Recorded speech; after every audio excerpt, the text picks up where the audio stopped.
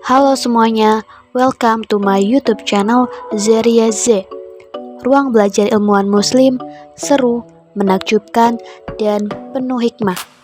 Happy watching! Al-Kindi adalah seorang filsuf besar pertama Arab dan Islam.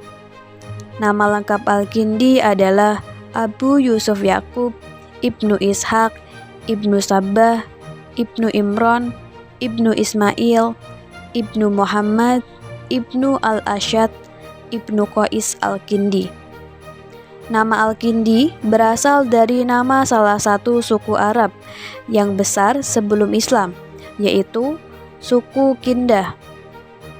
Al-Kindi dilahirkan di Kufa sekitar tahun 185 Hijriah atau 801 Masehi. Ia berasal dari sebuah keluarga pejabat kaya dan terhormat. Ayahnya bernama Ibnu Al-Sabbah.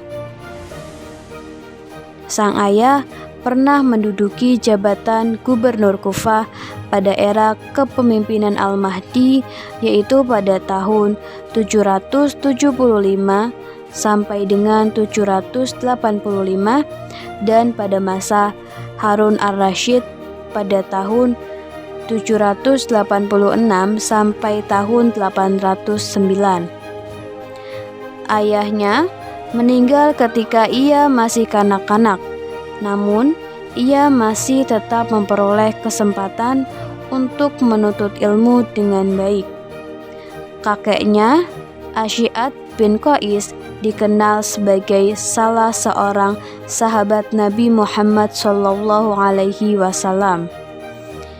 Bila ditelusuri nasabnya, Al-Kindi merupakan keturunan Ya'rib bin Qotan yang berasal dari daerah Arab bagian selatan dan dikenal sebagai raja di wilayah Kindah.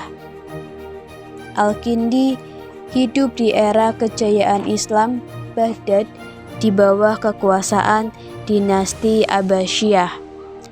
Tak kurang dari 5 periode khalifah dilaluinya, yakni pada periode Al-Amin pada tahun 809 sampai tahun 813, lalu pada periode Al-Ma'un pada tahun 813 sampai 833, lalu pada Al-Mu'tasim Al-Wasik pada tahun 842 sampai 847, dan pada periode Mutawakil pada tahun 847 sampai 861.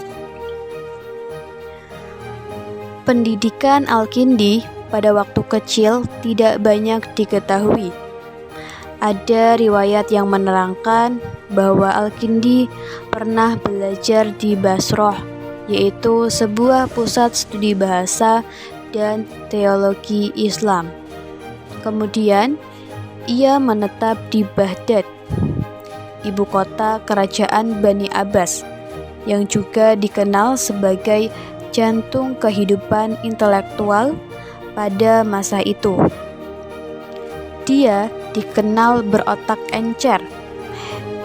3 bahasa penting dikuasai oleh Al-Kindi, yakni Yunani, Suryani, dan Arab. Sebuah kelebihan yang jarang dimiliki orang pada era itu. Ia sangat tekun mempelajari berbagai disiplin ilmu.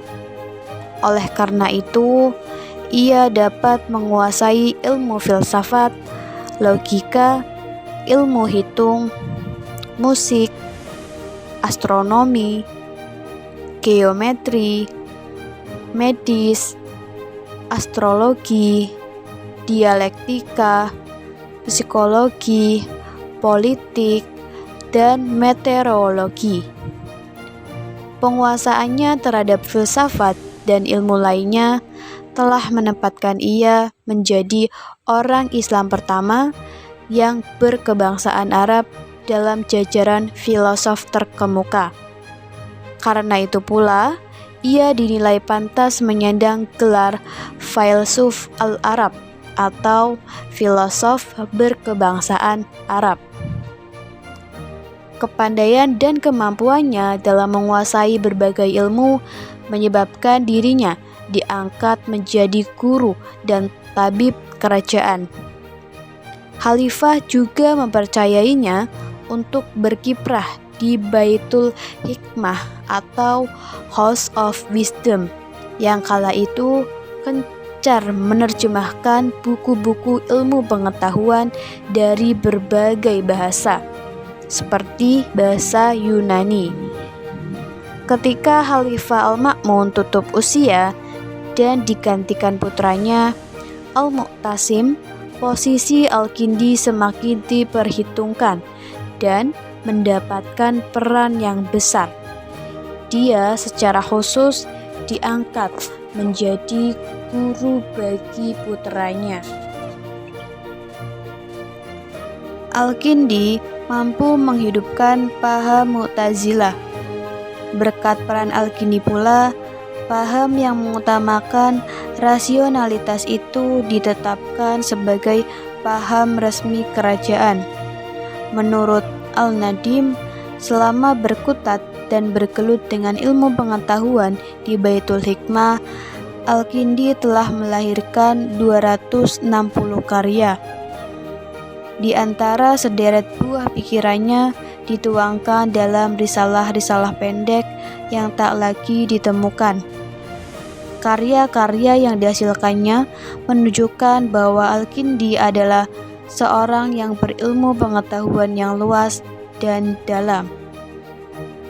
Ratusan karyanya itu dipilih ke berbagai bidang, seperti filsafat, logika, ilmu hitung, musik, astronomi, geometri, medis, astrologi, dialektika, psikologi, politik, dan meteorologi.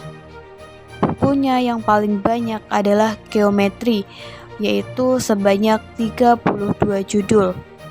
Filsafat dan kedokteran masing-masing mencapai 22 judul. Logika atau psikologi sebanyak 9 judul dan fisika sebanyak 12 judul. Buah pikir yang dihasilkannya begitu berpengaruh terhadap perkembangan peradaban Barat pada abad pertengahan. Karya-karyanya diterjemahkan ke dalam bahasa Latin dan bahasa Eropa. Buku-buku itu tetap digunakan selama beberapa abad setelah ia meninggal dunia. Al-Kindi dikenal sebagai filosof Muslim pertama karena dialah orang Islam pertama yang mendalami ilmu-ilmu filsafat. Hingga pada abad ke-7 Masehi, filsafat masih didominasi orang Kristen Suriah. Al-Kindi tak sekedar menerjemahkan karya-karya filsafat Yunani, namun dia juga menyimpulkan karya-karya filsafat Helenisme. Salah satu kontribusinya yang besar adalah menyelaraskan filsafat dan agama. See you on the next video. Jangan lupa subscribe, like, and share. Ditunggu video-video selanjutnya ya. Bye-bye. Terima kasih.